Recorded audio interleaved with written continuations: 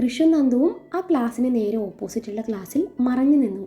കൃഷിൻ്റെ ശ്രദ്ധ മുഴുവൻ ഓപ്പോസിറ്റ് സൈഡിലെ ക്ലാസ് മുറിയിലേക്കാണ്. ആ മുറിയുടെ ഡോർ അടഞ്ഞു കിടക്കുവാണ്. നന്ദു അവൻ്റെ കൈ മുറുക്കി പിടിച്ചു അവനോട് ഒട്ടിച്ചേർന്ന് നിൽപ്പുണ്ട്. കൃഷ്, ശരിക്കും അവിടെ എന്തായിരിക്കും നടക്കുന്നുണ്ടാവുക? തിരുവാതിരക്കളി? എന്തേ ഒന്നും മിണ്ടാതിരിക്കുന്നുണ്ടോ? നന്ദുവിൻ്റെ ചോദ്യം കേട്ട് കൃഷിന് പെരുത്ത് കയറി വന്നു. കൃഷ് കൃത്രിമ ദേഷ്യത്തോട് അതും പറഞ്ഞു ഒന്നുകൂടെ ഏന്തി വലിഞ്ഞു നോക്കിയപ്പോൾ അവളും പറ്റാവുന്നതുപോലെ തലയിട്ട് അങ്ങോട്ട് നോക്കി. ആ സമയത്താണ് അവൻ അവൾക്ക് നേരെ തിരിയുന്നത്. ആ നിമിഷം 2 പേരുടെയും നെറ്റിയും മൂക്കും ചുണ്ടും തമ്മിൽ തൊട്ടുരുമ്മി. ഒരു നിമിഷം വന്ന കാര്യം പോലും മറന്നുകൊണ്ട് ഇരുവരും പരസ്പരം കണ്ണുകളിലേക്ക് ആഴ്ന്നിറങ്ങി. വിത്ത് റൊമാൻറ്റിക് ബീജിയം. 2 പേരുടെയും മധുരങ്ങൾ നൂലിഴ വ്യത്യാസത്തിലാണുള്ളത്. അതിനിടയിലാണ് കൃഷിൻ്റെ പോക്കറ്റിൽ കിടക്കുന്ന ഫോൺ റിങ് ചെയ്യുന്നത്. അതേ സമയത്ത് തന്നെയാണ് വരാന്തയിൽ കൂടി ആരോ നടന്നു വരുന്നതിൻ്റെ കാലച്ചുകൂടി ഇരുവരും കേൾക്കുന്നത്. കൃഷ്, ഇങ്ങോട്ട് ആരോ വരുന്നുണ്ട്, ആ ഫോൺ എടുത്ത് കോൾ കട്ട് ചെയ്യ്, നന്ദു വർദ്ധിച്ചു വന്ന നെഞ്ചിടിപ്പോടെ പറഞ്ഞു. ഒടുവിൽ കൃഷ് എങ്ങനെയോ ഫോൺ എടുത്ത് കട്ട് ചെയ്തു. ഫോൺ റിങ് ചെയ്യുന്ന ശബ്ദം കേട്ടിട്ടാവണം ആരോ ഒരാൾ ക്ലാസ്സിൽ കയറി വന്നത്. ഇത് തിരിച്ചറിഞ്ഞ നന്ദുവും കൃഷും ഡോറിന് പിന്നിൽ ശ്വാസം അടക്കി പിടിച്ചു പരസ്പരം ചേർന്ന് നിൽപ്പാണ്. അകത്തേക്ക് കയറി വന്നത് വാച്ച്മാൻ ആണെന്ന് ഇരുവർക്കും മനസ്സിലായി. നന്ദു അവൻ്റെ നെഞ്ചോട് ചേർന്ന് ഒട്ടി നിൽക്കുകയാണ്. അതിനിടയിലാണ് പാറിപ്പറക്കുന്ന അവളുടെ മുടി കൃഷിൻ്റെ മൂക്കിനുള്ളിലേക്ക് കയറുന്നത്. തുമ്മാൻ വെമ്പി നിൽക്കുന്ന കൃഷിൻ്റെ മുഖത്തേക്ക് നന്ദു ഒരു നിമിഷം നോക്കി നിന്നു. അവൻ്റെ ആ വെമ്പൽ കണ്ട് ആ നിമിഷം തുമ്മിയതാവട്ടെ നന്ദുവും. കാര്യങ്ങൾ കൈവിട്ട് പോകുമെന്ന് ഭയന്ന് കൃഷ് വാച്ച്മാനെ ചവിട്ടി വീഴ്ത്തി നന്ദുവിൻ്റെ കൈയും പിടിച്ച് അവിടെ നിന്ന് ഓടി. ഇത്തവണ കോളേജിൻ്റെ മുൻവശത്തു കൂടി തന്നെയാണ് നന്ദുവും കൃഷും ഓടിയത്. അതിനിടയിലാണ് അവിടെ പാർക്ക് ചെയ്ത വെളുത്ത ബലേനോ കാർ അവൻ്റെ ശ്രദ്ധയിൽപ്പെടുന്നത്.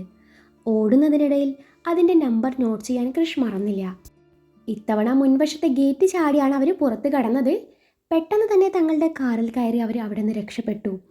ഡ്രൈവ് ചെയ്യുന്നതിനിടയിൽ കൃഷിൻ്റെ ചിന്തകൾ കാട് കയറി സഞ്ചരിക്കാൻ തുടങ്ങി. കൃഷ്, നീയേ ജിലേബിയും ചിക്കൻ കറിയും കഴിച്ചിട്ടുണ്ടോ? അതിനിടയിലാണ് നന്ദുവിൻ്റെ ചോദ്യം. എന്തോന്ന്? നീ ജിലേബിയും ചിക്കൻ കറിയും കഴിച്ചിട്ടുണ്ടോന്ന്? പിന്നെ ജിലേബിയും ചിക്കൻ കറിയും മാത്രമല്ല, ജിലേബിയും മത്തിക്കറിയും കഴിച്ചിട്ടുണ്ട്. ഈ നേരത്ത് ചോദിക്കാൻ പറ്റിയ ചോദ്യം. കൃഷ് പിറുപിറു. കൃഷ്, ഞാൻ കാര്യമായി പറഞ്ഞതാ. മിണ്ടരുത് നീ. നീ ഒരുത്തിയാണ് ഇത് കൊളാക്കിയത്. നിനക്ക് ആ മുടി ഒന്ന് ഒതുക്കി വെച്ചൂടായിരുന്നോ നന്ദാ? ആഹാ, ഇപ്പം അങ്ങനായോ? നിനക്കറിയോ കൃഷ്, നിന്റെ ഫോണാണ് ഇവിടെ വില്ലനായത്. അല്ലെങ്കിലും നിന്റെ ആ ഫോൺ തന്നെയാണ് ഏത് സിറ്റുവേഷനിലും വില്ലനാവുന്നത്. നന്ദു അവനെ നോക്കി പുച്ഛിച്ചു.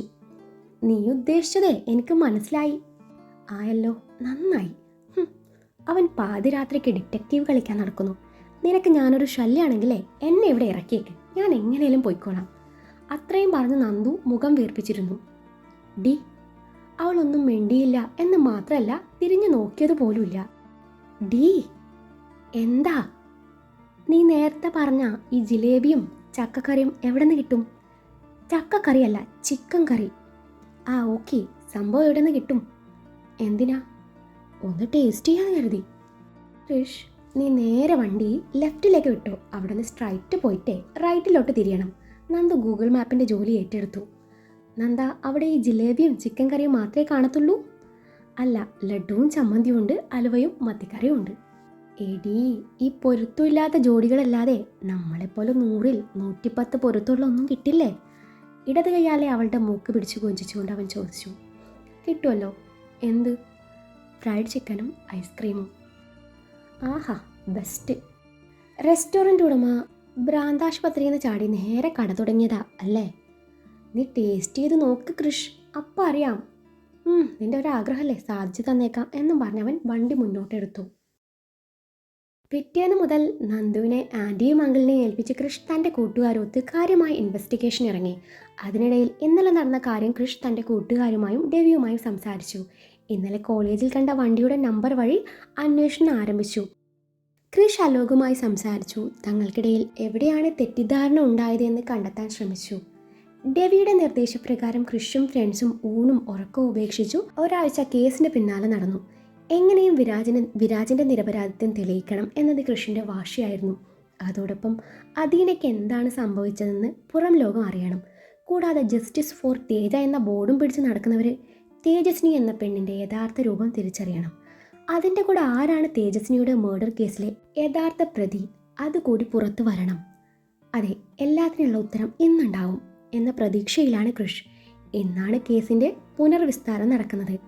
കേസിൻ്റെ വിധി കേൾക്കാൻ വേണ്ടി വിരാജിൻ്റെ അച്ഛനും അമ്മയ്ക്കും പുറമെ അദീനയുടെ അച്ഛനും അമ്മയും അനിയത്തിയും കൂടി വന്നിട്ടുണ്ട്. അതിനൊക്കെ പുറമെ തേജയുടെ അച്ഛനും അമ്മയും ചേട്ടനും തനുവും ഉണ്ട്. നന്ദു, കൃഷ്, അലോക്, ആഡിസ്, ദിവിൻ, ധ്യാൻ ഇവർക്ക് പുറമെ ധ്രുവ് കൂടി വന്നിട്ടുണ്ട്. ഇതിനൊക്കെ പുറമെ ഒരു സ്പെഷ്യൽ ഗസ്റ്റ് കൂടിയുണ്ട്. ഡേവിഡ് ജോണിൻ്റെ മാസ് പെർഫോമൻസ് കാണാനും ആൾ ഡൗൺ ആവുന്ന സിറ്റുവേഷനിൽ നോട്ടം കൊണ്ട് എനർജി ബൂസ്റ്റ് ചെയ്യാനും വേണ്ടി മിസ്സിസ് ഡേവിഡും കൂടി എത്തിച്ചേർന്നിട്ടുണ്ട്. പിള്ളേരൊക്കെ കൂടി ഡേവിഡ് അറിയാതെ നിലയും പൊക്കിക്കൊണ്ട് വന്നതാണ്. കോടതി മുറിയിൽ കയറിയപ്പോഴാണ് പബ്ലിക് ഗാലറിയിൽ ഇരിക്കുന്ന നിലയെ ഡേവിഡ് കാണുന്നത്. അന്നേരം അവൻ നെഞ്ചിലറിയാതെ കൈവച്ചു പോയി. കോടതി സമയമായതും ജഡ്ജും ഗുമസ്തനും ക്ലർക്കും അടക്കം എല്ലാവരും എത്തി. ഒപ്പം പോലീസിൻ്റെ അകമ്പടിയോടെ വിരാജും കോടതി മുറിയിലേക്ക് കടന്നു വന്നു. നിശബ്ദതയെ ഭേദിച്ചുകൊണ്ട് കേസ് വിളിച്ചു. അന്നേ ദിവസത്തിൻ്റെ ബാക്കി എന്ന വണ്ണം അയ്യര് വായിട്ടലക്കുന്നത് കേട്ടപ്പോഴേ കൃഷ്ണ ചൊറിഞ്ഞു കയറി വന്നതാ. പറയുന്നത് മുഴുവൻ വിരാജിനെതിരായ കാര്യങ്ങളും. ലോകത്ത് എത്രയോ പേര് വണ്ടിയിടിച്ച് മരിക്കുന്നു, പാമ്പ് കടിച്ചു മരിക്കുന്നു. അതൊക്കെ പോട്ടെ, എന്തോരം ഇടി വെട്ടുന്നു. അതിലൊരെണ്ണം ഇയാളുടെ മൊട്ടത്തലയിൽ വീഴുന്നില്ലല്ലോ. എടാ കൃഷ്, ഇയാൾക്കേ ഇന്ന് ഇരട്ടടി കൊടുത്താലോ? ആഡിസ് പല്ല ഞെരിച്ചുകൊണ്ട് പറഞ്ഞു. കൊടുക്കണം, പക്ഷെ ഇന്ന് വേണ്ട. കൃഷ് അയാൾക്ക് നേരെ കത്തുന്ന നോട്ടമെറിഞ്ഞുകൊണ്ട് പറഞ്ഞു. അയ്യരുടെ വിസ്താരം കഴിഞ്ഞതും പിന്നീട് ഡേവിഡിൻ്റെ ഊഴായിരുന്നു. ജഡ്ജിൻ്റെ അനുമതി വന്നതും ഡേവിഡ് എഴുന്നേറ്റ് നിന്നുകൊണ്ട് പറഞ്ഞു. അന്ന് നന്ദുവിനെ തേജയുടെ കൂടെ കണ്ടെന്ന് കോടതിയിൽ മൊഴി നൽകിയ നിമിഷ എന്ന പെണ്ണിനെ ആയിരുന്നു ഡേവിഡ് ആദ്യം വിസ്തരിച്ചത്. നിമിഷ സാക്ഷിക്കൂട്ടിൽ വന്നു നിന്നു. എന്താ പേര്? നിമിഷ. തേജസിനെ മിസ്സിംഗ് ആയി കഴിഞ്ഞ് കോളേജിൽ CI പ്രതാപൻ സാർ മൊഴിയെടുക്കാൻ വന്നിരുന്നു. അന്ന് നിമിഷ എന്തുകൊണ്ടാണ് തേജയെ അവസാനമായി സ്പന്ദനയുടെ കൂടെ കണ്ടിരുന്നു എന്ന് പറഞ്ഞില്ല. ഇതിപ്പോൾ ആരോ പറയിപ്പിച്ചു പറയുന്നത് പോലെയാണ് നിമിഷയുടെ മൊഴിയെ ഞാൻ കാണുന്നത്. ശാന്തമായ രീതിയിലാണ് ഡേവിഡിൻ്റെ വിസ്താരം. എന്നെ ആരും ഫോഴ്സ് ചെയ്തിട്ടൊന്നുമില്ല. കോളേജിലേക്ക് പോലീസ് വരുമ്പോൾ ഞാൻ ലീവായിരുന്നു. ഓ, അങ്ങനെയാണല്ലേ നിമിഷ? അല്ലാതെ കൃഷ് മേനോടുള്ള പ്രണയം കൊണ്ടൊന്നുമല്ല. ഡേവിഡ് നിമിഷയുടെ മുഖത്ത് നോക്കി ചോദിച്ചു. ഇത് കേട്ടതും നന്ദു തൊട്ടരികിലിരിക്കുന്ന കൃഷ്ണനെ ഒന്ന് കൂർപ്പിച്ചു നോക്കി. അന്നേരം അവനാണെങ്കിൽ ഞാൻ എന്ത് ചെയ്തിട്ടാ എന്ന പോലെ ദയനീയമായി നന്ദുവിനെ നോക്കി. കൃഷിൻ്റെ ലൈഫിൽ നിന്നും സ്പന്ദനയെ ഒഴിവാക്കാൻ ആഗ്രഹിച്ച നിമിഷ അവസരം ശരിക്കും മുതലാക്കി. അതും ഒരാളുടെ നിർദ്ദേശപ്രകാരം. അതിനുള്ള തെളിവാണ് നിമിഷയുടെ ബാങ്ക് അക്കൗണ്ടിലേക്ക് വന്ന 25,000 രൂപ. ആ ആള് ആരാണെന്ന് നമുക്ക് വഴി അറിയാം. അതിനു മുൻപായി എനിക്ക് മറ്റൊരാളെ കൂടി വിസ്തരിക്കണം. CMS കോളേജിലെ വാച്ച്മാൻ സത്യനെ. ഡേവിഡിൻ്റെ ആവശ്യം കോടതി അംഗീകരിച്ചു. സത്യൻ സാക്ഷിക്കൂട്ടിൽ ഹാജരായി. സത്യൻ, അതാണ് പേര് അല്ലയോ? അതെ സാർ. പേരും സ്വഭാവവും തമ്മിൽ ഒരു പൊരുത്തവും കാണുന്നില്ലല്ലോ സത്യ. ശരിക്കും ആരാ തനിക്ക് പേരിട്ടത്? അന്നേരം അയാൾ ഒന്നും വേണ്ടിയില്ല. ഓക്കെ, വാട്ട് എവർ, അത് നമ്മുടെ വിഷയമല്ല. സത്യയുടെ വീട്ടിൽ ആരൊക്കെയുണ്ട്? അച്ഛനും അമ്മയും ഭാര്യയും 5 മക്കളും. പ്രാരാബ്ധക്കാരനാണല്ലേ. ഈ ജോലിയിൽ നിന്നും കിട്ടുന്ന പണം ചിലവിന് തന്നെ തികയത്തില്ലല്ലോ. പിന്നെങ്ങനെയാ സത്യയ്ക്ക് ഇതുപോലുള്ള 1.5 ലക്ഷം വിലപിടിപ്പുള്ള ഐഫോണൊക്കെയും വാങ്ങാൻ പറ്റുന്നേ? അയാളുടെ ഷർട്ടിൻ്റെ പോക്കറ്റിൽ നിന്നും പുതിയ മോഡൽ ഐഫോൺ എടുത്തുകൊണ്ട് ഡേവിഡ് ചോദിച്ചു. അത് EMI വഴി വാങ്ങിയതാ. ഓ അങ്ങനെ. എത്ര വർഷം കൊണ്ട് അടച്ചു തീർക്കണം? 1 വർഷം. അത് കൊള്ളാലോ. മന്ത്ലി പേയ്മെൻറ്റ് എത്രയാ സത്യ? 5,500. സത്യം മുഖം അമർത്തി തുടച്ചുകൊണ്ട് പറഞ്ഞു. കണക്കുകളൊന്നും അങ്ങോട്ട് ശരിയാവുന്നില്ലല്ലോ സത്യ. 20% ഡൗൺ പേയ്മെൻറ്റ് കൂടി ഉണ്ടായിരുന്നു സാർ. എന്നാലും ശരിയാവുന്നില്ലല്ലോ. സത്യ ശരിക്കും വിയർക്കുന്നുണ്ടല്ലോ. ഇനി ഞാൻ അങ്ങോട്ടൊരു കാര്യം പറയട്ടെ സത്യ. നിലവിൽ സത്യയുടെ പേരിൽ ഒരു EMI അടവുമില്ല.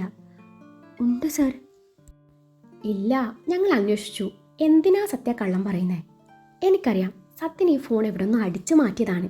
ഇന്നലത്തെ പത്രത്തിൽ വായിച്ചതേ ഉള്ളൂ. ഒരു ഗൾഫുകാരൻ്റെ വീട്ടിൽ കവർച്ച നടന്നെന്നും ഐഫോണും പണവും അടക്കം 2.5 ലക്ഷം രൂപയുടെ നഷ്ടം സംഭവിച്ചിട്ടുണ്ടെന്നും. അപ്പോൾ ഇതാണ് ആ ഫോൺ. ബാക്കി പണം സത്യൻ എവിടെയാണ് സൂക്ഷിച്ചു വെച്ചിരിക്കുന്നത്? അയ്യോ സർ, ഞാൻ മോഷ്ടിച്ചിട്ടൊന്നുമില്ല. ഇതെൻ്റെ സ്വന്തം ഫോൺ തന്നെയാ.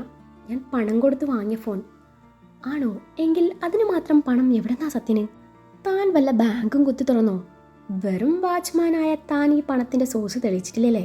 നാളെ തൊട്ട് പോലീസുകാർ വീട്ടിൽ അന്വേഷിച്ച് വരും എന്ന് മാത്രമല്ല, തെളിയിക്കപ്പെടാത്ത ഒട്ടുമിക്ക കേസും തൻ്റെ തലയിലാവുകയും ചെയ്യും. 3 പെൺകുട്ടികളല്ലേ സത്യക്ക്, പിന്നെ അവരുടെ അവസ്ഥ എന്തായിരിക്കും? ഞാൻ പറയാതെ തന്നെ സത്യക്ക് അറിയാലോ. ഡേവിഡ് പറഞ്ഞത് കേട്ടതും സത്യ ശരിക്കും പേടിച്ചു. അയാളുടെ മുഖം വിളറി വെളുത്തു. അയ്യോ സാറേ, ഞാൻ ഒരു തെറ്റും ചെയ്തിട്ടില്ല. ഈ ഫോൺ എനിക്കൊരാൾ തന്നതാ. ആരാണ് ആ ഒരാൾ? ഇത്രയും വിലപിടിപ്പുള്ള ഫോൺ തരാൻ മാത്രം സത്യൻ അയാൾക്ക് എന്ത് സഹായമാണ് ചെയ്തു കൊടുത്തത്? അത് പിന്നെ സാർ, ഞാൻ പറ സത്യ, നിങ്ങളുള്ളതൊക്കെയും തുറന്നു പറഞ്ഞാലേ നിങ്ങളെ മാപ്പ് സാക്ഷിയാക്കി വെറുതെ വിടുന്നതായിരിക്കും. സാറേ എന്നെ രക്ഷിക്കണം, ഞാൻ എല്ലാം പറയാം സർ. CMS കോളേജിലെ കെമിസ്ട്രി അധ്യാപകൻ അജിത് സാറാണ് എനിക്ക് പണവും ഫോണൊക്കെയും തന്നതും. വിരാജ് എന്ന പയ്യൻ അന്ന് പെൺകുട്ടി മരിച്ച അന്നും അതിനു മുൻപും കോളേജിൽ വരുന്ന കാര്യം കളവാണെന്ന് പറയണമെന്നും ഈ സാർ എന്നോട് പറഞ്ഞു. പണത്തിന് അത്യാവശ്യമുള്ളതുണ്ട്, ചെയ്തു പോയതാ സാറേ. പിന്നെ എൻ്റെ മോൾ കുറേ നാളായി ഒരു ഐഫോൺ വേണമെന്നും പറയുന്നു. എല്ലാം കൂടി ആയപ്പോൾ തെറ്റ് പറ്റിപ്പോയി സാറേ, സത്യൻ കൈ കൂപ്പിക്കൊണ്ട് പറഞ്ഞു. അജിത്തിൻ്റെ പേര് കേട്ടതും അലോകിൻ്റെയും കൃഷ്ണൻ്റെയും മുഖത്തൊഴികെ ബാക്കി എല്ലാവരുടെയും മുഖത്ത് ഞെട്ടലായിരുന്നു ഉണ്ടായിരുന്നത്. അജിത് കുമാർ BSc ഡിപ്പാർട്ട്മെൻറ്റിലെ ബ്യൂട്ടി വിത്ത് ബ്രെയിൻ എന്ന് വിശേഷിപ്പിക്കാവുന്ന ഹാൻസമായ ഗസ്റ്റ് ലെക്ചർ, വിദ്യാർത്ഥികളുടെ പ്രിയപ്പെട്ട സാർ. അതുകൊണ്ട് ആൾക്കും ആരാധകർ കൂടുതലായിരുന്നു. പക്ഷേ ഒരാളെപ്പോലും ഇതുവരെ മൈൻഡ് ചെയ്തിട്ടില്ല. അജിത് സാറിൻ്റെ പേര് കേട്ടതും മറ്റുള്ളവരെ പോലെ വിരാജും ചിന്തിച്ചത് ഇതാണ്. അടുത്ത നിമിഷം അജിത് സാർ സാക്ഷിക്കൂട്ടിൽ വന്നു നിന്നു. ഒരു തരത്തിലുള്ള ഭയമോ പരിഭ്രമമോ ആളുടെ മുഖത്തില്ലായിരുന്നു. താൻ ഒരു തെറ്റും ചെയ്തിട്ടില്ല എന്ന് പറയാതെ പറയുമ്പോഴുള്ള ആളുടെ നിൽപ്പ് കണ്ട് ഡേവിഡിന് പുച്ഛമാണ് തോന്നിയത്. അജിത് കുമാർ സാർ, ഈ സത്യം പറയുന്നതേ നിങ്ങളുടെ പേരാണ്. നിങ്ങളിതിനെ എങ്ങനെ നോക്കിക്കാണുന്നു? ഡേവിഡ് ചോദിച്ചു. മാന്യന്മാരെ മനഃപൂർവ്വം കരിവാരി തേക്കാൻ ശ്രമിക്കുകയാണ് ഈ വാച്ച്മാൻ. ഇയാളെ മുൻപ് കണ്ടിട്ടുണ്ടെന്നല്ലാതെ എനിക്ക് ഇയാളുമായി യാതൊരുവിധ ബന്ധവുമില്ല. ഇയാൾ ആരെയോ രക്ഷിക്കാൻ വേണ്ടി എന്നെ മനഃപൂർവ്വം ഇതിലേക്ക് വലിച്ചിടുന്നതാണ്. അതുമല്ല, ഞാനാണ് ഇയാൾക്കിതൊക്കെ കൊടുത്തത് എന്നതിന് എന്തെങ്കിലും തെളിവുകളുണ്ടോ? അജിത് ധൈര്യത്തോടെ ചോദിച്ചു. കേട്ടോ സത്യ, ഈ സാർ പറയുന്നത് സത്യം പറയുന്നതൊക്കെ പച്ചക്കള്ളാണെന്ന്. അയ്യോ സാറേ, ഞാൻ പറഞ്ഞത് സത്യ. എൻ്റെ മക്കളാണ് സത്യം. ഈ സാർ ഈ ഫോണും പണവും എനിക്ക് തന്നതാ. ഫോൺ എൻ്റെ മൂത്ത മോൾക്ക് കൊടുത്തോളാനും പറഞ്ഞു. അവൾക്ക് ഞാൻ ഈ ഫോൺ കൊടുത്തതുമായിരുന്നു. സിം ഇട്ട ഫോണായിരുന്നു. രാത്രിയിൽ ആരോ വിളിച്ച് ശല്യപ്പെടുത്തുന്നു എന്നും പറഞ്ഞ് മോൾ എന്നെ ഈ ഫോൺ തിരികെ ഏൽപ്പിച്ചു. ഇത് കേട്ടതും ഡേവിഡ് അജിത്തിനെ വല്ലാത്ത ഭാവത്തിലൊന്ന് നോക്കി. ഓക്കെ സത്യ, ഇത് വിരാജിനെതിരെ മൊഴി നൽകിയതിന് കിട്ടിയ സമ്മാനം. അപ്പോൾ ഇയാൾക്ക് വേണ്ടി പാതിരാത്രിക്ക് കോളേജ് ഗേറ്റ് തുറന്നു കൊടുത്തു കലാലയം കാമാലയാക്കുന്നതിന് എന്ത് കൂലിയാണ് ഇയാൾ തന്നത്? ഡേവിഡിൻ്റെ ചോദ്യം കേട്ട് സത്യൻ തലയും താഴ്ത്തി നിന്നു. നിങ്ങൾ ചുമ്മാ ഇല്ലാക്കഥ മനിയല്ലേ സാറേ? ഇത്തവണ അജിത് ദേഷ്യത്തോടെ പറഞ്ഞു. ഇല്ലാ കഥയാണെന്ന് ആര് പറഞ്ഞു മിസ്റ്റർ? രാത്രിയിൽ താങ്കളുടെ വണ്ടി കോളേജ് പരിസരത്ത് പാർക്ക് ചെയ്യുന്നതും താങ്കൾ പല സ്ത്രീകളുമായി കോളേജിനകത്തേക്ക് പ്രവേശിക്കുന്നതിനും തെളിവുകളുണ്ട് മിസ്റ്റർ അജിത്. ഇതേ കോളേജിലെ പിള്ളേര് തന്നെയാണ് ഇതൊക്കെ കഷ്ടപ്പെട്ട് ഒളിക്യാമറ വെച്ച് ഷൂട്ട് ചെയ്തത്. സ്വാമി വിവേകാനന്ദൻ പറഞ്ഞതുപോലെ കേരളം ഒരു ഭ്രാന്താലയമല്ല, ഇപ്പോൾ ഒരു കാമാലയമാണ്. അതിനുള്ള തെളിവാണിത്. തൻ്റെ കയ്യിലുള്ള പ്രൂഫ്സൊക്കെയും കാട്ടിക്കൊണ്ട് ഡേവിഡ് വാദിച്ചു. ഇതൊക്കെ കോടതിക്ക് പരിശോധിക്കാവുന്നതാണ്. ഡേവിഡ് തൻ്റെ കയ്യിലുള്ള തെളിവുകൾ ഗുമസ്തം വഴി ജഡ്ജിനെ ഏൽപ്പിച്ചു. ഇനി പറ സത്യ, ഞാൻ പറഞ്ഞത് ശരിയല്ലെന്ന് പറയാൻ പറ്റുമോ? ഇല്ല സർ, ഈ സാറ് 4-5 പ്രാവശ്യം പലരുമായി അങ്ങോട്ട് വന്നിട്ടുണ്ട്. ആദ്യ ദിവസം പണം തന്നായിരുന്നു. പിന്നീട് ഞാൻ ഇക്കാര്യം എതിർത്തപ്പോൾ എന്നെ ഭീഷണിപ്പെടുത്തി. ഈ കേസിൽ എന്നെ കൂടി കൊടുക്കുമെന്ന് പറഞ്ഞു. അപ്പോൾ എനിക്ക് കണ്ണടക്കേണ്ടി വന്നു സാർ. ഇനി എന്താണ് താങ്കൾക്ക് പറയാനുള്ളത്? താങ്കൾ തന്നെയാണ് ഈ നിമിഷയെയും ഈ കേസിലേക്ക് തള്ളിവിട്ടതെന്ന് ഞാൻ പറഞ്ഞാൽ താങ്കൾക്കത് നിഷേധിക്കാനാവുമോ? ഇനിയിപ്പോൾ നിഷേധിച്ചാലും ഈ തെളിവുകൾ പറയുന്നത് അതാണ് അജിത് കുമാർ. ഡേവിഡ് അജിത്തിന് നേരെ തിരിഞ്ഞുകൊണ്ട് പറഞ്ഞു. Objection your honour. Iyer objection പറഞ്ഞു എഴുന്നേറ്റു. ഈ നിൽക്കുന്ന അജിത് കുമാറിന് സ്വഭാവ സർട്ടിഫിക്കറ്റ് നൽകി ആദരിക്കുന്നത് കാണാൻ വേണ്ടിയല്ല ഇവിടെ ഇരിക്കുന്ന ഓരോരുത്തരും കാത്തിരിക്കുന്നത്. തേജ വധക്കേസിലെ കുറ്റവാളിയെ കണ്ടെത്തുന്നതിന് വേണ്ടിയാണ്. ഇയാൾക്ക് ഈ കേസുമായി എന്താണ് ബന്ധം? അതല്ല അയ്യർ സാറെ പറഞ്ഞു വരുന്നേ. താങ്കളൊരു പബ്ലിക് പ്രോസിക്യൂട്ടറാണ്. ഇരകൾക്ക് വേണ്ടി വാദിച്ച് നീതി വാങ്ങിക്കൊടുക്കുക എന്നതാണ് താങ്കളുടെ ലക്ഷ്യം. എന്നാൽ താങ്കൾ ഇവിടെ ചെയ്തതോ ഒരു നിരപരാധിയെ പരമാവധി കരിവാരി തേച്ച് യഥാർത്ഥ കുറ്റവാളിയെ രക്ഷപ്പെടുത്താൻ സഹായിച്ചുകൊണ്ടിരിക്കുകയാണ്. അതുകൊണ്ട് അയ്യർ സാറേ, ഇനി തേജസ്വിനിക്ക് ഞാൻ നീതി വാങ്ങിച്ചു കൊടുത്തോളാം. സാർ അവിടെ ഇരി.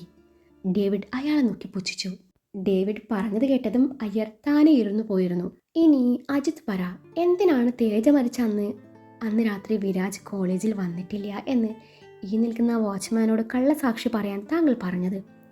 അങ്ങനെ പറഞ്ഞ വിരാജ് കുറ്റക്കാരനാവുകയും യഥാർത്ഥ കുറ്റവാളിക്ക് രക്ഷപ്പെടാൻ പറ്റുമെന്നും അറിയാമായിരുന്നു അല്ലേ?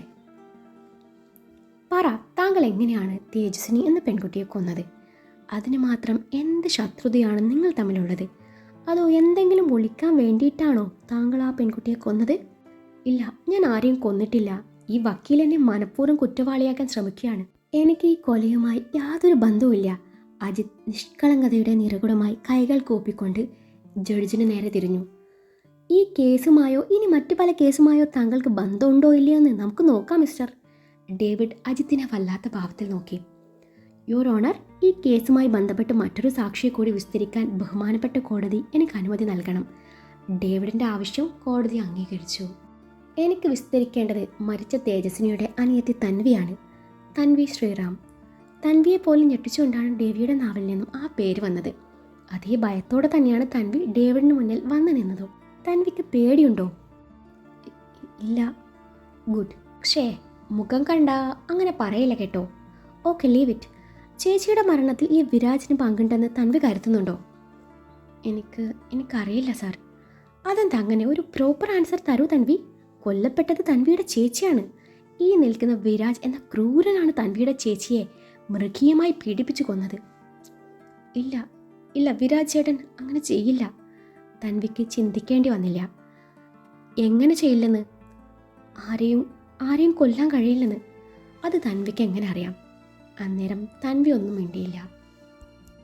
തൻവി വിരാജിൻ്റെ വീട്ടിൽ പോയി വിരാജിൻ്റെ അമ്മയെ കണ്ടിരുന്നു, ആശ്വസിപ്പിച്ചിരുന്നു അല്ലേ? തേജസ്വിനിയുടെ അനിയത്തി എന്ന് പറഞ്ഞായിരുന്നില്ല തൻവി അവിടെ ചെന്നത്. സ്വന്തം ചേച്ചിയെ കൊന്നയാളുടെ വീട്ടിൽ ചെല്ലാനും വീട്ടുകാരെ ആശ്വസിപ്പിക്കാനും ഒക്കെയുള്ള മനസാക്ഷിയൊക്കെയും തൻവിക്കുണ്ടോ? ഇനിയിപ്പോൾ തൻവിക്ക് ഉറപ്പുണ്ടോ വിരാജ് അല്ല ചേച്ചിയെ കൊന്നതെന്ന്? ഡേവിഡിൻ്റെ പലതരത്തിലുള്ള ചോദ്യങ്ങൾ കേട്ട് തൻവിക്ക് എന്ത് പറയണം എന്നറിയാതെയായി. അത് പിന്നെ തന്നെ വാക്കുകൾ കിട്ടാതെ തപ്പിത്തടഞ്ഞു. തൻവി എന്തെങ്കിലും മറച്ചു പിടിക്കുന്നുണ്ടോ? ഇല്ല സർ. ഞാനൊരു വോയിസ് ക്ലിപ്പ് പ്ലേ ചെയ്യാം. ഈ വോയിസ് ആരുടേതാണെന്ന് ഐഡൻറ്റിഫൈ ചെയ്യാൻ പറ്റുമെന്ന് നോക്കിക്കേ. അടുത്ത നിമിഷം ഡേവിഡ് ഒരു വോയിസ് ക്ലിപ്പ് പ്ലേ ചെയ്തു. ഹലോ തനു, ഇത് ചേച്ചിയാടി. ചേച്ചി ഇതെവിടെയാ? ചേച്ചിയെ കാണാതെ ഞങ്ങളൊക്കെ ആകെ പേടിച്ചിരിക്കുക. ചേച്ചി എവിടെന്നാ വിളിക്കുന്നത്? തനു, നീ ടെൻഷൻ ആവാതെ. ഞാൻ ആദ്യം പറയുന്നത് നീ ഒന്ന് കേൾക്ക്.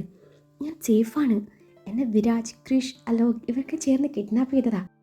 1-2 അടി ഒഴിച്ച് അവരെന്നെ ദേഹോദ്രവമൊന്നും ചെയ്തിട്ടില്ല. അവർക്കതിന് കഴിയുകയില്ല. അത്രയ്ക്ക് ക്രൂരന്മാരൊന്നും അല്ല അവരെന്ന് എന്നേക്കാൾ നന്നായി നിനക്കും അറിയാം. ചേച്ചി അവരെന്തിനാ പൊക്കിയത്? ചേച്ചി ഇപ്പം എവിടെയാണല്ലേ? ഞാൻ പോലീസിൽ വിവരം അറിയിക്കാം. അതൊന്നും വേണ്ട. എന്നെ പൊക്കി അവർക്കിട്ട് ഒരു പണി കൊടുത്തിട്ടേ ഞാൻ ഇവിടെ നിന്ന് വരുള്ളൂ. അതിനെനിക്ക് നിൻ്റെ സഹായം വേണം. ഇത് വിരാജിൻ്റെ ഫോണാണ്. ഫോൺ മറന്നു വെച്ച് പോയതാണ്. അവരൊക്കെ കൃഷിൻ്റെ എൻഗേജ്മെൻറ്റ് പാർട്ടിക്ക് പോയിരിക്കുക. ഏത് നിമിഷവും അവന് ഫോൺ എടുക്കാൻ വേണ്ടി തിരികെ വരാം. ഞാൻ ലൊക്കേഷൻ നിനക്ക് സെൻഡ് ചെയ്യാം. നേരം ഇരട്ടിക്കഴിഞ്ഞേ നീ ഇങ്ങോട്ട് വന്നാൽ മതി. ഞാൻ വെക്കുവാണേ. അവരെങ്ങാനും വന്നാൽ ആകെ പ്രശ്നമാവും. അതിനു മുൻപ് എല്ലാം ഡിലീറ്റ് ചെയ്യണം. ഇത്രയായിരുന്നു ആ വോയിസ് ക്ലിപ്പിലുണ്ടായിരുന്നത്. പിന്നീട് എന്താണ് നടന്നതെന്ന് തൻവിക്ക് മാത്രമേ അറിയൂ. യുവർ ഓണർ, ദിവസങ്ങൾക്ക് മുൻപ് വിരാജിൻ്റെ അമ്മയെ കാണാൻ ചെന്ന് മടങ്ങുന്ന തൻവി കൃഷിൻ്റെ ശ്രദ്ധയിൽപ്പെട്ടിരുന്നു. അങ്ങനെയാണ് ഞങ്ങളുടെ അന്വേഷണം തൻവിയിലേക്ക് എത്തിച്ചേർന്നത്. അങ്ങനെയാണ് സൈബർ സെൽ വഴി തൻവിയുടെ കോൾ റെക്കോർഡ്സ് പരിശോധിക്കുന്നതും. അപ്പോഴാണ് ഈ ഒരു കാര്യം ഞങ്ങളുടെ ശ്രദ്ധയിൽപ്പെടുന്നത്. ഇനി പറ, തൻവി എന്തിനായിരുന്നു ഇതൊക്കെ പോലീസിൽ നിന്നും മറച്ചു പിടിച്ചത്? അന്ന് തേജ വിളിച്ചത് പ്രകാരം തൻവി അങ്ങോട്ട് പോയപ്പോൾ എന്താണ് സംഭവിച്ചത്? ഇനിയൊന്നും മറച്ചു പിടിച്ചിട്ട് കാര്യമില്ല തൻവി. ഇനിയെല്ലാം തുറന്നു പറഞ്ഞില്ലേ കുടുങ്ങത് തൻവി ആയിരിക്കും. ഡേവിഡ് പറഞ്ഞത് കേട്ടതും തനുവിൻ്റെ കണ്ണുകൾ നിറഞ്ഞൊഴുകി. ഞാനെല്ലാം പറയാം സർ. ചേച്ചി പറഞ്ഞത് പ്രകാരം ഞാനന്ന് 8 മണി കഴിഞ്ഞിട്ടാണ് വീട്ടിൽ നിന്ന് ഇറങ്ങുന്നത്. ചേച്ചിയുടെ മിസ്സിങ്ങിൻ്റെ അന്വേഷണത്തിൻ്റെ ഭാഗമായി സ്റ്റേഷനിൽ ചെല്ലാൻ പറഞ്ഞു എന്ന് വീട്ടിൽ കള്ളം പറഞ്ഞിട്ടാണ് അവിടെ നിന്ന് ഇറങ്ങിയത്. ഗൂഗിൾ മാപ്പിൻ്റെ സഹായത്തോടെ എൻ്റെ സ്കൂട്ടിയിൽ തന്നെയാണ് ഞാൻ അങ്ങോട്ട് ചെന്നത്. വണ്ടി കുറച്ച് ദൂരെയായി റോഡരികിൽ പാർക്ക് ചെയ്ത് പിന്നീട് നടന്നിട്ടാണ് ഞാൻ ഔട്ട് ഹൗസിലെത്തുന്നത്. ഞാൻ അവിടെ എത്തുമ്പോഴേക്കും 10 മണിയായിരുന്നു. അതിനകത്ത് പ്രവേശിക്കുക എനിക്ക് പ്രയാസമായിരുന്നു. അങ്ങനെ ഞാൻ അകത്ത് കയറാൻ വേണ്ടി പല വഴിയും നോക്കുമ്പോഴാണ് അകത്തു നിന്നും എന്തൊക്കെയോ ശബ്ദങ്ങളും മറ്റും കേൾക്കുന്നത്. അതിനിടയിലാണ് അടയാതെ കിടക്കുന്ന ജനാല ഞാൻ കാണുന്നത്. ഞാൻ എൻ്റെ ഷോൾ കൊണ്ട് മുഖം മറച്ചു ആ ജനാല മുഴുവൻ തുറന്നു നോക്കി. അപ്പോഴാണ് ഞാൻ ആ കാഴ്ച കാണുന്നത്. അത്രയും പറഞ്ഞ് തൻവി മുഖം പൊത്തി കരഞ്ഞു. റിലാക്സ് തൻവി, റിലാക്സ്, ബാക്കി കൂടെ പറയൂ തൻവി. അന്നേരം ഇയാളവിടെ അജിത്തിനെ ചൂണ്ടി താനു പറഞ്ഞു. ഇയാള് പറ തൻവി, താനിനി ആരെയും പേടിക്കേണ്ട ആവശ്യമില്ല. അന്ന് ഈ അജിത് സാറിനെയും എൻ്റെ ചേച്ചിയെയും കാണാൻ പറ്റാത്ത സാഹചര്യത്തിൽ ഞാൻ കാണാനിടയായി. ഒരക്ഷരം മിണ്ടാൻ പോലും ആവാതെ ഞാൻ തറഞ്ഞു പോയിരുന്നു. അതിനിടയിൽ ഇയാളുടെ ശ്രദ്ധയിൽ ഞാൻ പെട്ടു. ചേച്ചി എന്നെ കണ്ടില്ലായിരുന്നു. പിന്നീട് ഞാൻ മറുത്തൊന്നും ആലോചിക്കാതെ അവിടുന്ന് ഓടി രക്ഷപ്പെടുകയായിരുന്നു. എന്നെ ഇയാൾ തിരിച്ചറിഞ്ഞു കാണുമോ എന്നൊരു പേടി എനിക്കുണ്ടായിരുന്നു. എനിക്ക് ഇക്കാര്യങ്ങളൊന്നും ആരോടും പറയാനോ പറയാതിരിക്കാനോ പറ്റാത്ത അവസ്ഥ. എന്നെയും അയാൾ കൊല്ലുമെന്ന് പേടി. പിറ്റേന്നാണ് ചേച്ചി മരിച്ച വിവരവും വിരാജ് ചേട്ടൻ അറസ്റ്റ് ചെയ്തതും ഞാൻ അറിയുന്നത്. ഇതിനപ്പുറം എനിക്കൊന്നും അറിയില്ല. പേടിച്ചിട്ടാണ് ഞാനൊന്നും പറയാഞ്ഞത്. വിരാജ് ചേട്ടൻ നിരപരാധിയാണെന്ന് എനിക്കറിയായിരുന്നു. പക്ഷെ എന്നെ കൊണ്ടൊന്നും ചെയ്യാൻ പറ്റില്ലായിരുന്നു. അത്രയും പറഞ്ഞ് തൻവി മുഖം പൊത്തിക്കരഞ്ഞു. ഇനി പറയൂ അജിത്, അന്ന് എന്താണ് ശരിക്കും അവിടെ നടന്നത്? ഇതുണ്ടോ, ഇത് തേജയുടെ ബോഡിയിൽ നിന്ന് കണ്ടെത്തിയ ഹെയറാണ്. ഇത് തേജയുടെ ഹെയർ അല്ല, വിരാജിൻ്റെ ഹെയറുമായി ഇത് മാച്ചും ആവുന്നില്ല. അപ്പോൾ പിന്നെ ഇത് ആരുടെയാ? പിന്നെ പോസ്റ്റ്മോർട്ടം ടൈമിൽ തേജയുടെ വായിൽ നിന്നും കിട്ടിയതാണ് രുദ്രാക്ഷത്തിൻ്റെ ഈ ഒരു കല്ല്. ഇത് ഒറിജിനൽ രുദ്രാക്ഷമല്ലെന്ന് കണ്ടാലറിയാം. ഇവിടെ വിരാജ് രുദ്രാക്ഷം അണിയാറില്ല. പിന്നെ അജിത്, നിലവിൽ അജിത്തിൻ്റെ കയ്യിലോ കഴുത്തിലോ രുദ്രാക്ഷമില്ല. പക്ഷേ അജിത്തിൻ്റെ ഇൻസ്റ്റഗ്രാം അക്കൗണ്ട് എടുത്ത് നോക്കിയാൽ മനസ്സിലാവും. 4 ദിവസം മുൻപ് എടുത്ത ഫോട്ടോ ഒഴികെ ബാക്കി എല്ലാ ഫോട്ടോയിലും അജിത് കയ്യിൽ ഈ രുദ്രാക്ഷം അണിഞ്ഞിട്ടുണ്ട്. ഒന്നുകൂടി ക്ലിയറായി പറഞ്ഞാൽ തേജയുടെ മരണം നടക്കുന്നതിന് മുൻപ് വരെ അജിത്തിൻ്റെ കയ്യിൽ ഈ രുദ്രാക്ഷം ഉണ്ടായിരുന്നു.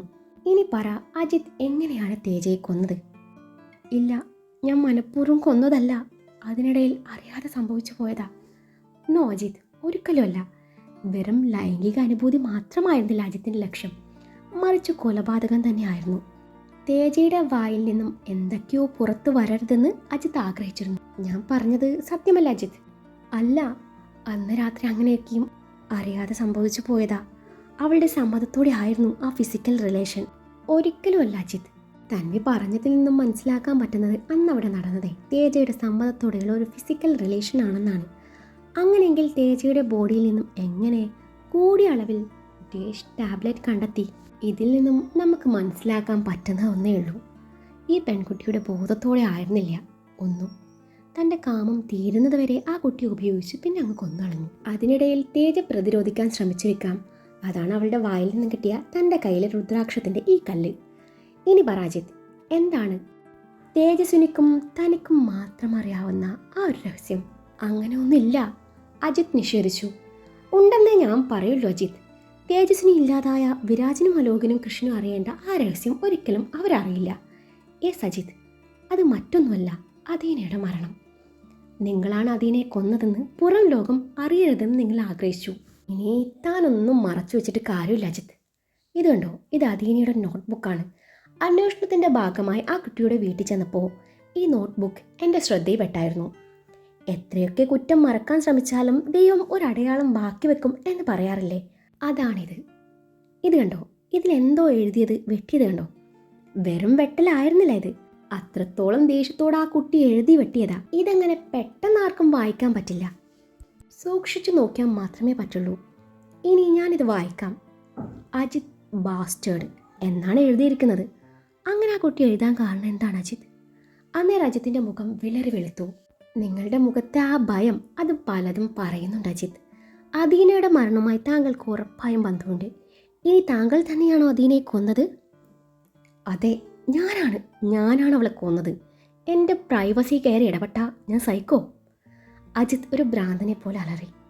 അജിത്തിൻ്റെ ഓർമ്മകൾ അന്നേ ദിവസത്തിലേക്ക് പോയി. 2 വർഷങ്ങൾക്ക് മുൻപ്. അന്ന് കോളേജ് മുഴുവൻ ഇലക്ഷൻ്റെ തിരക്കിലാണ്. പല ക്ലാസ്സുകളിലും ക്യാമ്പയിൻ നടക്കുന്നുണ്ട്. ലൈബ്രറിയിലൊക്കെയും ഒരൊറ്റ മനുഷ്യക്കുഞ്ഞു പോലും ഇല്ലാത്ത സമയം. അന്ന് അവിടുത്തെ ഫിസിക്സ് അധ്യാപികയും BSc ഡിപ്പാർട്ട്മെൻറ്റ് ഹെഡ് മാത്യു സാറിൻ്റെ ഭാര്യയുമായ സിനി മാഡവുമായി ഒരു ചുംബനരംഗം നടക്കുന്നതിനിടയിലാണ് അദീന അങ്ങോട്ട് കയറി വരുന്നത്. അന്നവൾ ഞങ്ങൾ രണ്ടുപേരെയും അറപ്പോടെ നോക്കി അവിടുന്ന് പോയി. ഇത് അവൾ എല്ലാവരോടും പറയൂ എന്നുള്ള പേടി എന്നേക്കാൾ ഏറെ സിനി മാഡത്തിനായിരുന്നു. മാത്യു സാർ അറിഞ്ഞാൽ എന്താവും അവസ്ഥ? ഒന്നും ഉണ്ടാവില്ലെന്ന് പറഞ്ഞ് ഞാൻ സിനി മാഡത്തിനെ സമാധാനിപ്പിച്ചു. അങ്ങനെ പിറ്റേന്ന് ഇതേപോലെ ഇലക്ഷൻ തിരക്കിനിടയിൽ ഞാൻ ഒരു കുട്ടി വഴിയാണ് അദീനയെ ലൈബ്രറിയിലേക്ക് വിളിച്ചു വരുത്തുന്നത്. കൃഷ് വിളിക്കുന്നു എന്ന് പറഞ്ഞിട്ടാണ് ഞങ്ങൾ അവളെ വിളിച്ചു വരുത്തിയത്.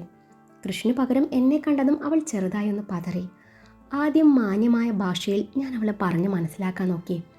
അന്നേരം അവൾക്ക് വാശി, അവളുടെ കൂടെ ആൺപിള്ളേരുണ്ടെന്ന്. അവള് കേൾക്കാൻ കൂട്ടാക്കാഞ്ഞപ്പോഴാണ് അവളെ ഞാൻ ബലമായി പിടിച്ച് ചുംബിച്ച് പേടിപ്പിച്ച് കാര്യം സാധിപ്പിക്കാൻ നോക്കിയത്.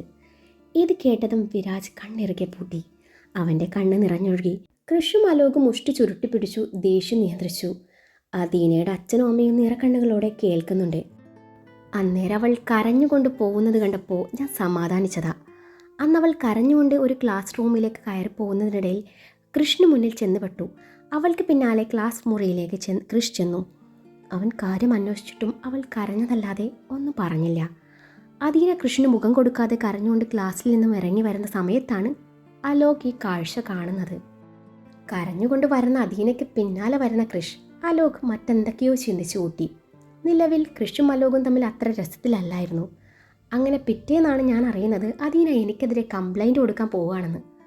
4ാം നിലയിലെ BSc ഡിപ്പാർട്ട്മെൻറ്റിൻ്റെ സ്റ്റാഫ് റൂമിൽ വന്നു എന്നെ വെല്ലുവിളിച്ചുകൊണ്ട് അവൾ പ്രിൻസിപ്പലിൻ്റെ മുറിയിലേക്ക് എന്നും പറഞ്ഞ് നടന്നു. പിന്നെ ഒന്നും ഞാൻ നോക്കിയില്ല. ആരും കാണാതെ അവളെ വലിച്ചിഴച്ച് 5ാമത്തെ നിലയിലെ ടെറസിന് മുകളിൽ കൊണ്ടുപോയി. താഴേക്ക് ഒരൊറ്റ തള്ളലായിരുന്നു. അതോടെ അദീന എന്ന ചാപ്റ്റർ അവിടെ തീർന്നു. അന്ന് ആരും കാണാതെ താഴെ ഇറങ്ങാൻ നേരാണ് തേജസ്വിനി എൻ്റെ മുന്നിൽ വന്ന് പെടുന്നത്. ഒരു നിമിഷം പതറിയ എന്നെ ഞെട്ടിച്ചുകൊണ്ട് അവൾ എനിക്ക് നന്ദി പറഞ്ഞു. ഇതും ഇന്നലെ ലൈബ്രറിയിൽ നടന്ന ആ സംഭവം താൻ ആരോടും പറയില്ലെന്ന് അവൾ ഉറപ്പ് നൽകി. കാരണം ഒന്നേ ഉള്ളൂ, വിരാജിനെ അവൾക്ക് വേണമായിരുന്നു. ഇതൊരു ആത്മഹത്യ മാത്രമായി ഒതുങ്ങണമെന്നും ഒരു അന്വേഷണം വരാതിരിക്കണമെന്നും ഞാൻ ആഗ്രഹിച്ചു. അലോകും കൃഷ്ണും ഒരുമിച്ച് നിന്ന് അവർ സത്യം കണ്ടെത്തും എന്നെനിക്ക് ഉറപ്പുണ്ടായിരുന്നു. അതുകൊണ്ടാണ് അവരെ തെറ്റിക്കാനുള്ള വഴി നോക്കിയത്. അതിൻ്റെ ഭാഗമായിട്ട് തേജസ്വിനി വഴി അലോകിൻ്റെ ഉള്ളിൽ കൃഷ്ണനെതിരെ വിഷം കുത്തിവെച്ചു. കൃഷ്ണയും പാർട്ടിയും ഇലക്ഷനിൽ തോൽപ്പിക്കുക അതായിരുന്നു അടുത്ത ലക്ഷ്യം. അതിനുവേണ്ടി ബാലറ്റ് പെട്ടി പൊക്കിയതും ഒരുപാട് വോട്ടുകൾ അസാധുവാക്കുകയും ചെയ്തു. അജിത്ത് അത്രയും പറഞ്ഞു നിർത്തിയതും പ്രതിക്കൂട്ടിൽ നിൽക്കുന്ന വിരാജ് അവിടെ നിന്ന് ഇറങ്ങി അജിത്തിൻ്റെ ഇരു കവിളിലും മാറി മാറി അടിച്ചതിന് ശേഷം അവൻ്റെ കഴുത്തിന് പിടിച്ചു. യു ബാസ്റ്റേഡ്, എൻ്റെ അദീനെ നീ കൊന്നുവല്ലേ? നിനക്കവളെ ഈ ഭൂമിയിൽ നിന്നും പറഞ്ഞയക്കാൻ പറ്റിക്കാണും. പക്ഷേ എൻ്റെ ഈ ഹൃദയത്തിൽ നിന്നും അവൾ ഒരിക്കലും മാഞ്ഞു പോവില്ലടാ നായേ. ഇത് നിനക്ക് തന്നില്ലെങ്കിലേ അവളുടെ ആത്മാവ് എന്നോട് പൊറുക്കില്ലടാ. വിരാജ് വീണ്ടും അജിത്തിൻ്റെ കവിളിൽ ആഞ്ഞടിച്ചു. തേജസ്വിനി മർഡർ കേസിൽ വിരാജിൻ്റെ നിരപരാധിത്യം തെളിഞ്ഞതോടെ അവനെ കോടതി വെറുതെ വിടുകയും അദീന, തേജസ്വിനി ഈ 2 പെൺകുട്ടികളെ കൊലപ്പെടുത്തിയത് അജിത് കുമാർ എന്ന പകൽ മാന്യനായ കാമഭ്രാന്തനാണെന്ന് കോടതിക്ക് നിസ്സംശയം ബോധ്യമാവുകയും കലാലയം എന്ന പരിശുദ്ധമായ ഒരു പേരിനെ കളങ്കപ്പെടുത്താൻ നോക്കിയ ആട്ടിൻ തോലിട്ട ചെന്നായിയായ അജിത് കുമാർ എന്ന നീചനെ മരണം വരെ തൂക്കിലേറ്റാനും കോടതി വിധിച്ചു. വിധി കേട്ട് അയ്യരടക്കം എല്ലാവരും കൈയടിച്ചു. ഡേവിഡ് ജോണിന്റെ നോട്ടം തന്റെ പാതിയിലേക്ക് നീണ്ടു. അന്നേരം അഭിമാനത്തോടെ, അതിലുപരി തൻ്റേതാണെന്ന അഹങ്കാരത്തോടെ അവൾ അവനെ നോക്കിയിരിക്കുന്നുണ്ട്. അന്നേരം അവൾക്കായി അവന്റെ ചൊടിയിൽ ഒരു പുഞ്ചിരി സ്ഥാനം പിടിച്ചു. ഇവിടെ നീതി കിട്ടിയത് തേജസ്വിനിക്കായിരുന്നില്ല, അദീനക്കായിരുന്നു. ഒരു നിമിഷം അവളുടെ അച്ഛൻ്റെയും അമ്മയുടെയും കണ്ണുകൾ ഈറനണിഞ്ഞു. വിധി കേട്ട് എല്ലാവർക്കൊപ്പം കോടതി മുറിയിൽ നിന്നും ഇറങ്ങുമ്പോൾ വിരാജ് ഒന്ന് തിരിഞ്ഞു നോക്കി. അപ്പോഴാണ് താൻ നിന്നിരുന്ന പ്രതിക്കൂട്ടിൽ തൂവെള്ള ചുരിദാറും ധരിച്ച് മനോഹരമായ മുടിയെ കാഴ്ചിട്ടു. ആ വെള്ളാരം കണ്ണുകൾ കൊണ്ട് തന്നെ നോക്കി ചിരിക്കുന്ന അദീനയെ അവൻ കാണുന്നത്. ഒരു നിമിഷം ആ കാഴ്ച കണ്ട് അവിടെ തന്നെ അവൻ നിന്നുപോയി. പെട്ടെന്ന് ഇറങ്ങൂ, കോടതി മുറി അടയ്ക്കാനുള്ളതാ. കോടതി ഗുമസ്തന്റെ വാക്കുകൾ കേട്ടപ്പോൾ അവൻ പിന്നെയും അങ്ങോട്ട് നോക്കി. അപ്പോൾ അവൾ അവനെ നോക്കി കൈവീശി കാണിച്ചു. അടുത്ത നിമിഷം അവൾ അപ്രത്യക്ഷമായി. വിരാജിന്റെ കണ്ണിൽ നിന്നും നീർത്തുള്ളികൾ പൊടിഞ്ഞു. വിരാജ് കോടതി മുറ്റത്തെത്തി ഡേവിഡ് അടക്കം എല്ലാവരോടും നന്ദി പറഞ്ഞു. പിന്നീട് അദീനയുടെയും അച്ഛൻ്റെയും അമ്മയുടെയും കരം കവരുമ്പോൾ തൊട്ടരികിൽ നിൽക്കുന്ന അവളുടെ അനിയത്തിയിലേക്ക് അവൻ്റെ നോട്ടം ചെന്നെത്തി. അതേ വെള്ളാരം കണ്ണുകൾ, അതേ ചിരി, പക്ഷെ തൻ്റെ അദീനയെക്കാളും എത്രയോ ചെറുതാണ്. അവൾക്കൊരു പുഞ്ചിരി സമ്മാനിച്ചു. ആ അച്ഛനോടും അമ്മയോടും യാത്ര പറഞ്ഞു. കൃഷിൻ്റെയും നന്ദുവിൻ്റെയും കൂടെ കൃഷിൻ്റെ കാറിൽ തൻ്റെ അച്ഛനും അമ്മയ്ക്കൊപ്പം യാത്ര ചെയ്യുമ്പോൾ അവൻ്റെ മനസ്സിൽ നിറയെ നേരത്തെ കോടതി മുറിയിൽ കണ്ട ആ കാഴ്ചയായിരുന്നു. അവൻ്റെ മാത്രം അദീന. അവൻ കണ്ണടച്ച് സീറ്റിലേക്ക് ചാരിയിരുന്നു.